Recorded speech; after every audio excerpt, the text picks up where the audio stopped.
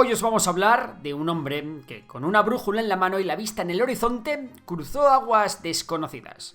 Su legado redibujó los mapas y su nombre resuena aún mucho en la historia. Sí, hoy en Memorias de Pez os vamos a hablar de Cristóbal Colón y su increíble historia, que aún despierta admiración y debate allá donde vayas. De la vida y la familia de Cristóbal Colón tenemos pocas noticias, y de la información que tenemos brotan varias polémicas.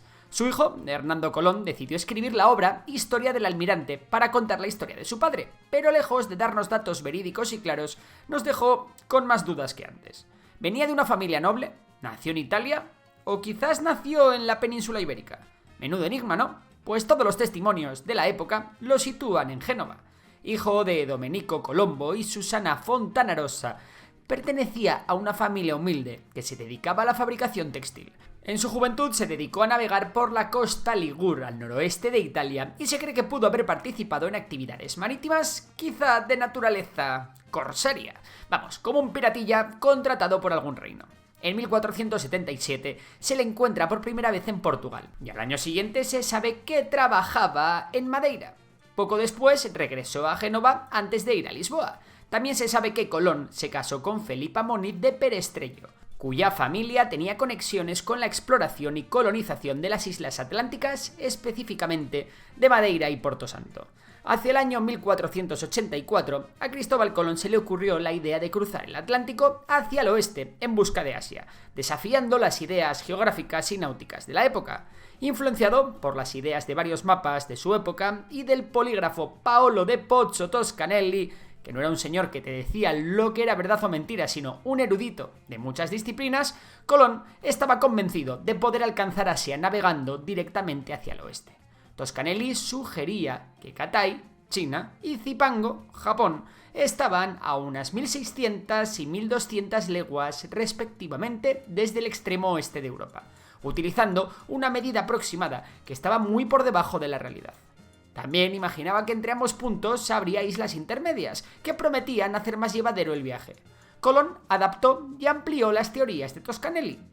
Propuso que más allá de las Islas Canarias existían islas a unas 400 leguas, seguidas por un continente que él creía eran las tierras indias, ubicadas entre 700 y 800 leguas más allá. Especuló sobre la existencia de más territorios hacia el noroeste, que correspondían a Katai, y al sur a las regiones de los Seres y los Sinas, que estarían en China.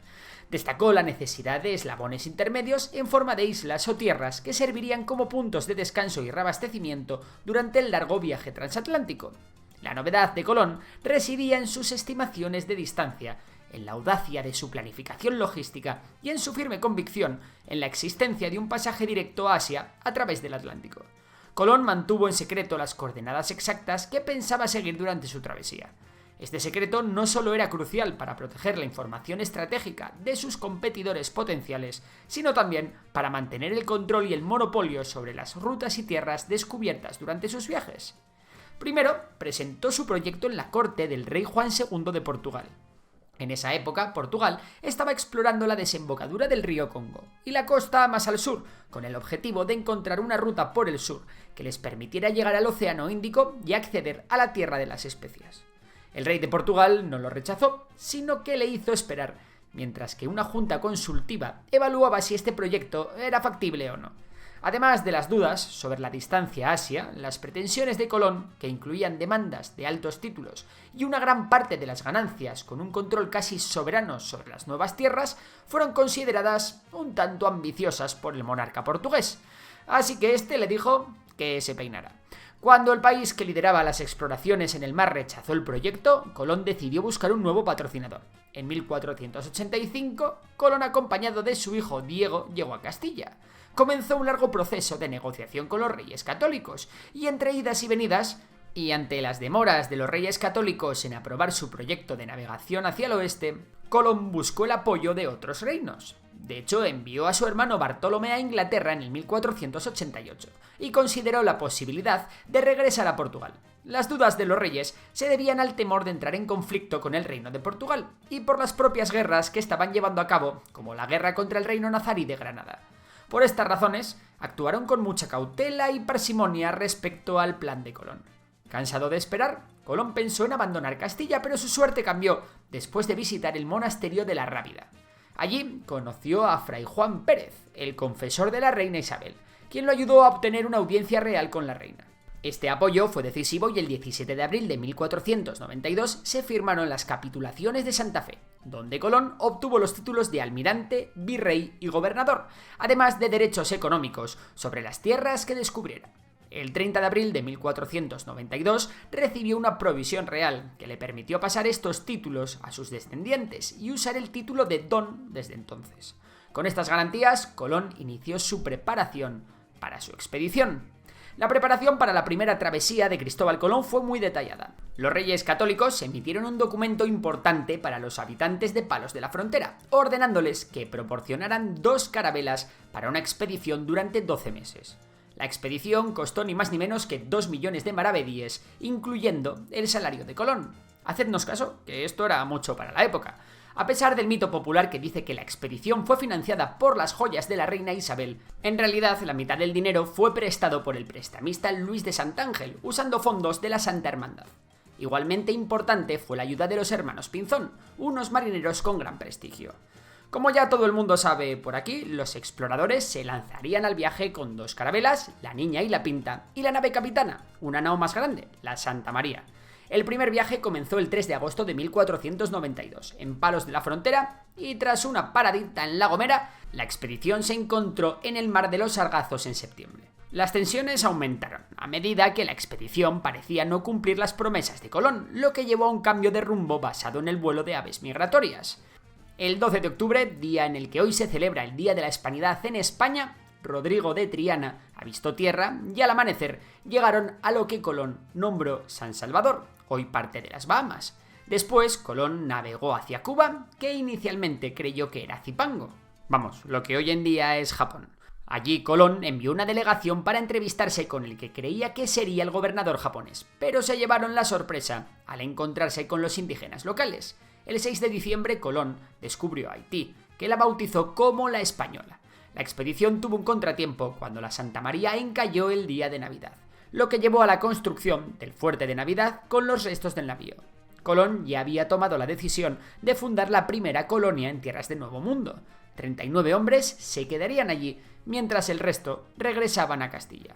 Colón, después de informar a los reyes católicos en Barcelona sobre los resultados del viaje, se enfrentó a un nuevo reto: la necesidad de colonizar las tierras descubiertas y continuar con los descubrimientos, lo que llevó al Tratado de Tordesillas con Portugal en el 1494. Este asunto lo tenéis en otro vídeo del canal. En resumen, este tratado tenía el propósito de delimitar y organizar las áreas de influencia colonial de Castilla y Portugal en el Nuevo Mundo. La segunda expedición de Colón fue organizada para consolidar la presencia española en el Nuevo Mundo y aumentar las exploraciones.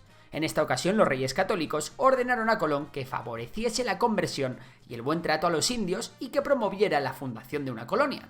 Así que esta vez partieron de Cádiz con una flota compuesta por naos y carabelas, con un contingente que incluía labradores, clérigos, marineros y soldados. También había animales y plantas de cultivo. Con la llegada al Caribe, Colón y su flota retomaron la exploración y comenzaron a interactuar de manera más profunda con el entorno natural y las comunidades indígenas locales. A pesar de los esfuerzos por establecer colonias, como la ciudad de la Isabela, al norte de la actual República Dominicana, los problemas surgieron rápidamente.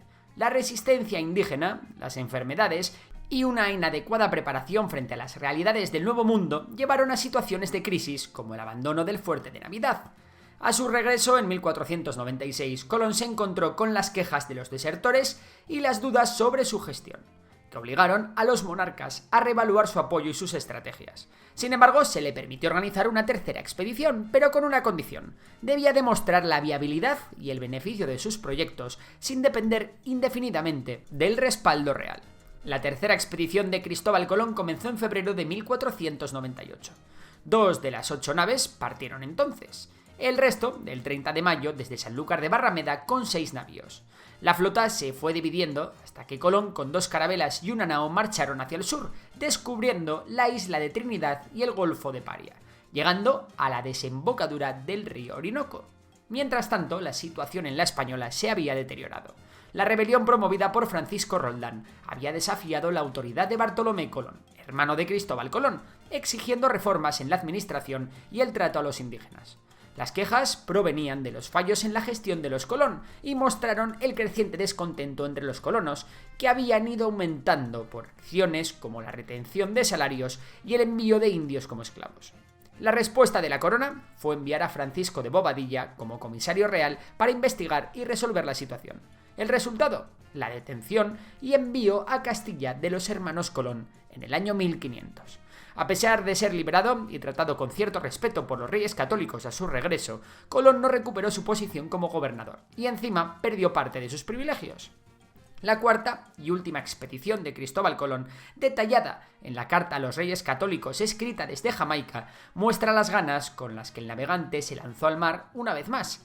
Partiendo de Cádiz el 11 de mayo del 1502, junto a su hermano Bartolomé y su hijo Hernando, Colón inició lo que llamó el Alto Viaje. Las órdenes de los reyes eran claras: no desembarcar en la Española, hacer un viaje rápido para explorar y reclamar tierras, y prohibir cualquier comercio privado y la captura de esclavos. El viaje fue angustioso por las frecuentes tormentas. Una de estas tormentas se topó con la flota de Francisco de Bobadilla. Colón quiso avisarles sobre un inminente huracán, pero, ignorado, vio cómo la tempestad devastaba la flota, mientras él y sus barcos sobrevivían milagrosamente. Aproximadamente 25 buques se hundieron, se ahogaron más de 500 hombres y se perdieron más de 100.000 castellanos de oro de la corona. Después de este suceso, Colón y sus 4 navíos se dirigieron a Centroamérica. Costeó en Honduras y, dirigiéndose hacia el este, recorrió las costas de Nicaragua, Costa Rica y Panamá. Colón y su flota quedaron atrapados en Jamaica tras el encallamiento de sus barcos. Allí se enfrentó a más rebeliones, enfermedades y a la escasez de recursos.